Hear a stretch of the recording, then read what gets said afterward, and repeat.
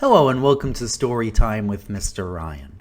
Let's talk about Band-Aids. I'm sure you've heard of them. You've almost certainly used one before.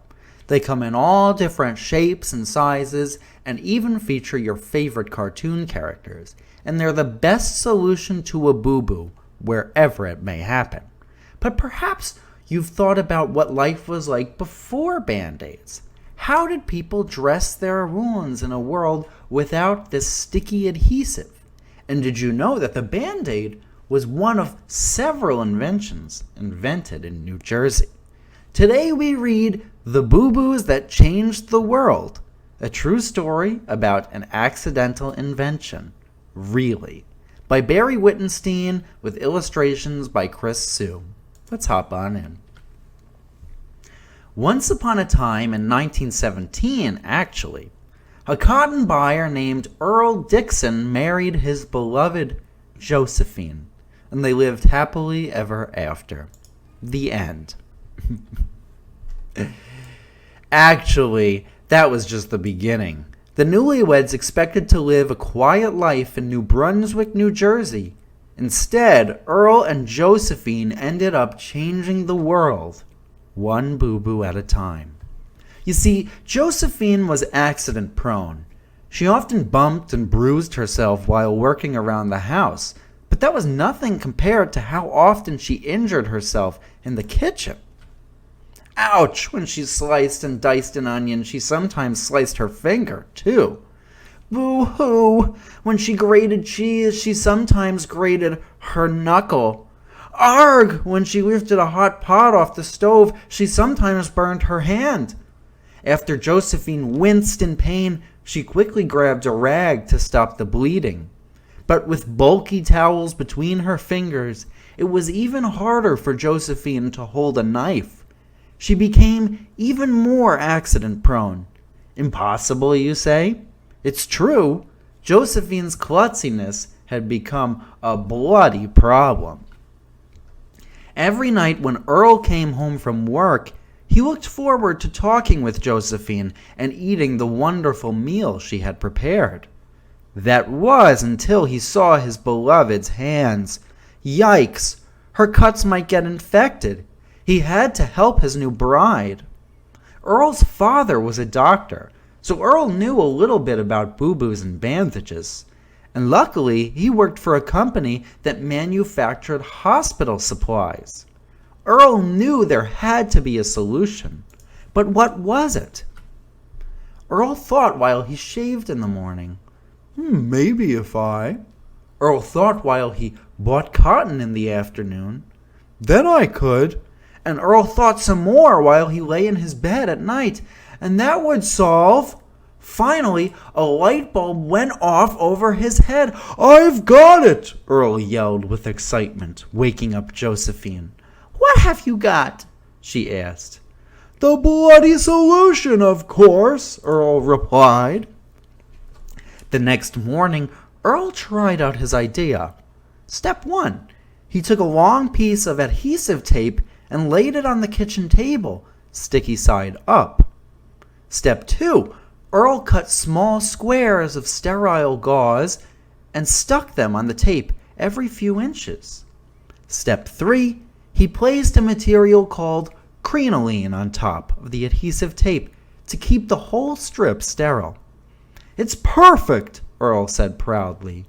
Now all Josephine had to do was cut off a piece of the longer strip and put it on. She didn't need anybody's help. She needed only one hand. It worked! At last, they lived happily ever after. The end. But wait! Here comes the part about how Earle and Josephine changed the whole world. Earle guessed there were probably hundreds, possibly even thousands of people who could benefit from his new invention. Earle and Josephine thought about making the bandages themselves, but they soon realized it was too big a job. Earle told one of his coworkers about it, and the coworker encouraged Earle to meet with the company's president. At first, Earle's boss, James Johnson, wasn't quite sure Earle's idea was good enough. Earle demonstrated how easy it was to put the bandage on. Then Mr. Johnson saw his own light bulb. The company agreed to produce and sell the product. They combined the words bandage and first aid to create the clever name Band-Aid. Now Earle and Josephine would surely live happily ever after, because Band-Aids were guaranteed to be an instant success. And with that, we have come to the end. Thank you and good night. Oops, not yet, sorry. That first year, Band-Aids were made in a factory. It was a slower than slow process, and only a small number could be manufactured by hand. They came rolled up and were 18 ridiculous inches long and 3 ridiculous inches wide, and they still had to be cut into pieces. Earle, Josephine, and Mr. Johnson had high expectations, but the Band-Aid boxes collected dust, ignored and unwanted. A few years later, the company invented a machine that could mass produce thousands of the bandages.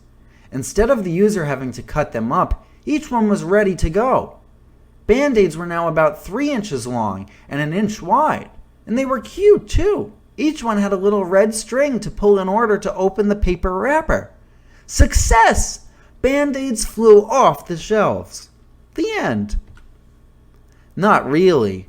Unfortunately, even with the cute red string and the convenient size, the public wasn't sold on the idea. Mr. Johnson knew there had to be a solution. What happened next was truly a stroke of genius. The company decided to give the Band-Aids away. Mr. Johnson wondered who needed self-adhesive bandages the most, and then that light bulb went off again. The Boy Scouts, of course. All those fall down, climb up, scratched elbows, scraped knees boys got plenty of cuts. It didn't take long before the mothers of those rough and tumble boys saw how handy the little bandages were. That did it! Earle and Josephine's invention was a smash. During World War II, the company sent millions of free Band-Aids to the brave soldiers fighting overseas. In the years that followed, Band-Aids were made in different sizes, colors, and designs. Some even had pictures of cartoon characters on them. And that continues to this day, all over the world.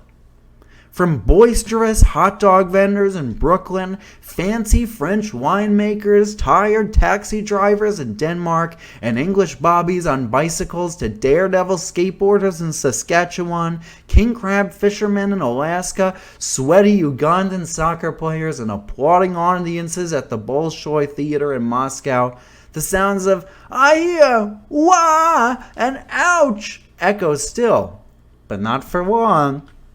Because soon those snivels and sobs of pain are silenced by Earle and Josephine's accidental boo-boo invention.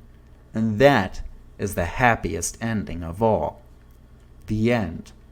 Really. Well, thank you guys so much for tuning into this wonderful story. I'm sure you've all heard of Band-Aids before, but what a fascinating invention and what a fascinating start.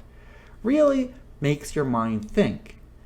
Well, thank you guys so much for watching. I hope you enjoyed this story. If you liked learning about this, be sure to go to New Brunswick and see where this was created. You can also check out the Robert Wood Johnson Hospital, named after one of the founders of Johnson & Johnson, the company that first produced Band-Aids. Thank you guys so much for watching. I love learning about history, especially local New Jersey history. And I hope you enjoyed watching and learning too. Please feel free to check out my other stories on this channel, and if you're looking for fun activities you can do from home, go ahead and check out veronalibrary.org/children. Until next time, I'll be seeing you. Bye-bye.